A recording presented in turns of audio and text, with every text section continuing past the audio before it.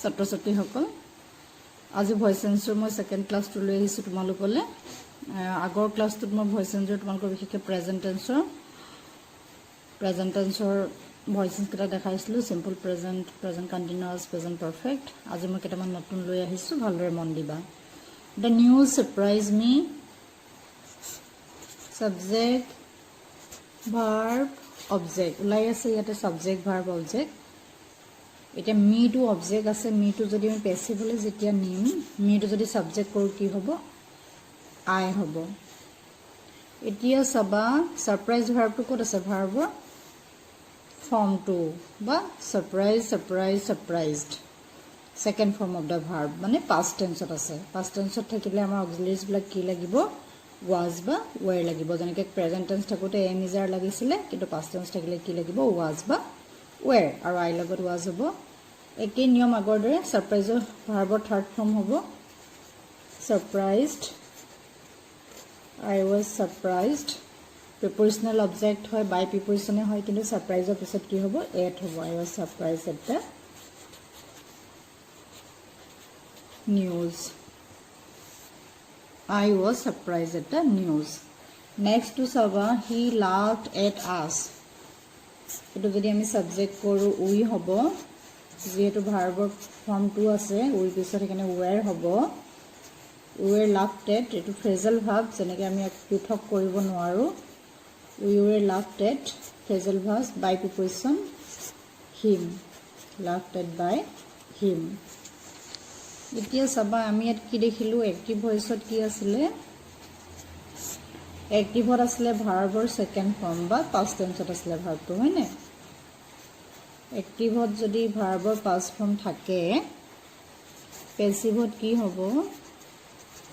একে বাকি নিয়মবোৰ অবজেক্ট টু সাবজেক্ট হ'ব কিন্তু অক্সিলাৰিজ বিলাক কি লাগিব according to the subject was বা were লাগিব প্লাস ভাৰ্বৰ pp বা থাৰ্ড ফৰ্ম বাকি নিয়মবোৰ একে মাত্ৰ past tense থকা কাৰণে কি হ'ব was বা were হ'ব আমি এটা এইটো আমি সিম্পল past tense বুলি গম পাইছো যেহেতু ভাৰ্বৰ মানে সেকেন্ড ফর্মটো আছে he laughed at us didn't you surprise me আৰু কেইটামান এক্সাম্পলস মই দেখাব বিচাৰিছো এতিয়া আৰু কেইটামান মই এইটো টেন্সৰে দেখাব বিচাৰিছো বা ভাৰ্বৰ সেকেন্ড ফৰ্ম থকা বাক্য মই দেখাব বিচাৰিছো see both the baby a doll এতিয়া সবা there are two objects এই বাক্যটো দুটা অবজেক্ট আছে baby to object a doll to object baby to direct object আৰু ইটো হৈছে indirect object আমি দুইটা অবজেক্ট লগাই আমি ভয়েস সেন্স টু কৰিব পাৰো কিন্তু কয় যে ডাইৰেক্ট অবজেক্ট লগালে বেছি ভাল কিন্তু both are correct এতিয়া সবা এইটো আমি পেসিভ হলে নেম দা বেবি টু লৈ কৰিছো ঠিক এদৰে both past tense আছে বা সেকেন্ড ফর্ম আছে দা বেবি was both কি দিয়া হল a doll by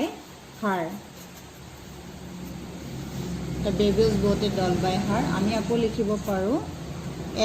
a doll to কৰিলে a doll to subject কৰি আনো a doll was bought এটা কিন্তু for to লাগিব for the baby a doll was bought for the baby by her নি কেছটোৰ বাবে বুজাইছো আমি কেছটোৰ বাবে এটা পুতলা আনা হল তাই যোগেদি বা তাইৰ দ্বাৰা সেইকাৰণে আমি ডাইৰেক্ট অবজেক্ট আৰু ইনডাইৰেক্ট অবজেক্ট দুইটা লগাই আমি ভয়েস সেন্সটো কৰিব পাৰো নেক্সট হৈছে বা they were refused admission ইয়াত চোৱাচোন তোমালোকে অক্সিলাৰি ভাৰ্ব এটা আছে আৰু ভাৰ্বটো pp পাষ্ট পাৰ্টিচিপলত আছে অক্সিলাৰি এটা আছে নে সেইকাৰণে আমি জানিলো যে এইটো মানে পেসিভ ফৰ্মত আছে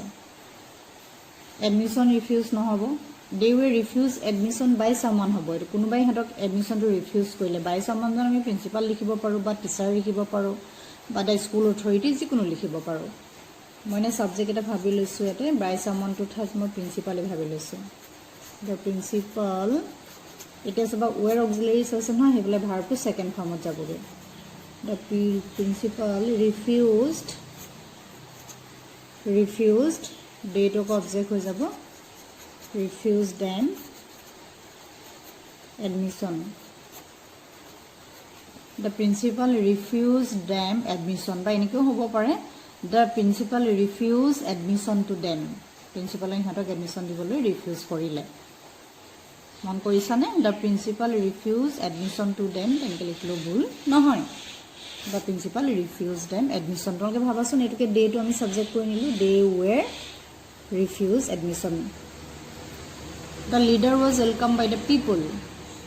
আকৌ চোৱা তোমালোকে ৱাজ আছে আৰু ৱেলকাম আছে বি ভাৰ্বৰ পিছত আকৌ ভাৰ্বৰ মানে অক্সিলেৰীটোৰ পিছত ভাৰ্বৰ পাষ্ট পাৰ্টিচিপল আছে আকৌ আমি এইটো এক্টিভ হ'লে আনিব লাগিব এইটো পেছিভত আছে দ্য পিপুল ৱাজৰ ক'ত থাকে ভাৰ্বৰ ছেকেণ্ড ফৰ্ম হ'লে হয় the people welcomed past tense welcomed ED welcome the leader হয়নে the people welcome the leader এইটোকে যদি আমি পেছিভ কৰোঁ কি হ'ব the leader was welcomed by the people তোমালোকে মন কৰা আৰু সাধাৰণতে তোমালোকৰ এছ এছ ছেকেণ্ড ইয়েৰত এই চিম্পুল পাষ্ট টেন্স এইটো য'ত ভাৰ্বৰ ছেকেণ্ড ফৰ্ম আছে এইটোত বহুত ভইচ চেঞ্জ আহে 2-3টা এইটোৰে আহে তোমালোকে সেইকাৰণে মন কৰিবা খুব ভালদৰে আৰু মই কেইটামান কমনলি আহি থকা এক্সাম্পলছ দিব বিচাৰিছোঁ ছাত্ৰ ছাত্ৰীসকল আৰু আগৰ কুৱেশ্যন পেপাৰৰ পৰা মই কেইটামান লৈছোঁ যিকেইটা তোমালোকৰ চিম্পুল পাষ্ট টেন্সৰ ভইচ চেঞ্জ তোমালোকৰ আহিছিল এতিয়া চাবা এইটা মই এক্সাৰচাইজ তোমালোকক কৰিবলৈ দিছোঁ মানে চেঞ্জ দ্য ভইচ চেঞ্জ কৰিব লাগে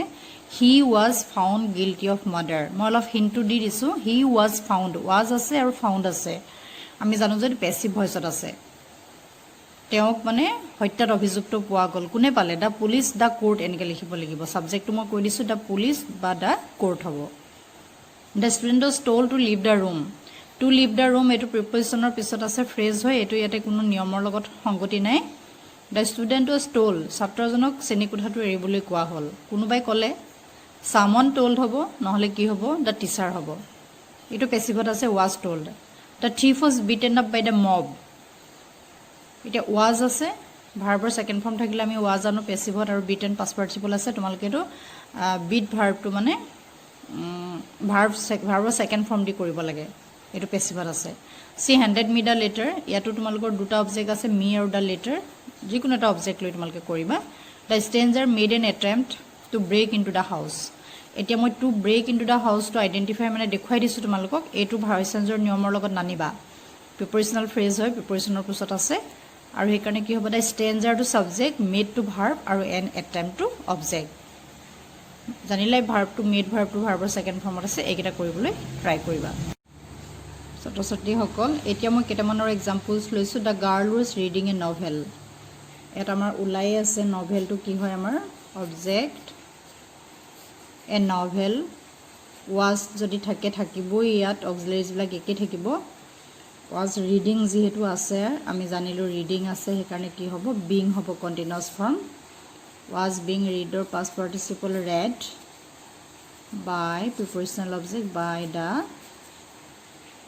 the girl a novel was being read by the girl আমি জানিলোঁ এইটো পাষ্ট কণ্টিনিউৱাছৰ হয় ৱাজ ৰিডিং একে প্ৰেজেণ্ট কণ্টিনিউৱাছৰ নিচিনা কিন্তু ইয়াতে অক্সিলেৰীকেইটা ৱাজ ৱেৰ থাকিব প্ৰেজেণ্ট কণ্টিনিউৱাছত এমিজাৰ আছিলে আৰু কণ্টিনিউৱাছ কাৰণে কি লাগিছে বিং লাগিছে আৰু সাধাৰণতে কাৰেক্ট টেন্স কৰিবলৈ আহিলে আমাৰ কণ্টিনিউৱাছ পাষ্ট কণ্টিনিউৱাছ টেন্সটো আমাৰ দুটা ক্ল'জ থাকে লগত লাগি থাকে the girl was reading a novel when a came কিন্তু ভইচ চেঞ্জত যিহেতু সেইটো সম্ভৱ নহয় মই অকল এটা ক্ল'জতে কৰি দেখুৱাইছোঁ the men had bought a house has bought হ'লে আমি জানো প্ৰেজেণ্ট পাৰফেক্ট আৰু হেড ব'ট হেডৰ পিছত ভাৰ্বৰ থাৰ্ড ফৰ্ম থাকিলে এইটো হয় পাষ্ট পাৰফেক্ট এ হাউচ আমি পেছিভ হ'লে নিউ হেডটো লাগিবই যিহেতু পাৰফেক্ট টেন্সত আছে সেইকাৰণে কি লাগিব বিন লাগিব ব'টৰ থাৰ্ড ফৰ্ম একেটাই a house had been bought by the men এইকেইটা ইমান অহা দেখা নাযায় কিন্তু মই আপোনালোকক কনচেপশ্যনটো ক্লিয়াৰ হ'বৰ কাৰণে কৰি থৈছোঁ পাষ্ট কণ্টিনিউৱাছ আৰু পাষ্ট পাৰফেক্টৰ তোমালোকে চাবা এইকেইটা আৰু যিহেতু পাষ্ট পাৰফেক্ট কণ্টিনিউৱাছ টেন্সতো প্ৰেজেণ্ট পাৰফেক্ট কণ্টিনিউৱাছৰ নিচিনাকৈ ভইচেছ নহয় নেক্সট মই ফিউচাৰটো দেখাম চিম্পল ফিউচাৰ আৰু কেন আৰু মে থাকিলে কেনেকৈ হয় then I will go to the interrogative sentence and imperative sentence thank U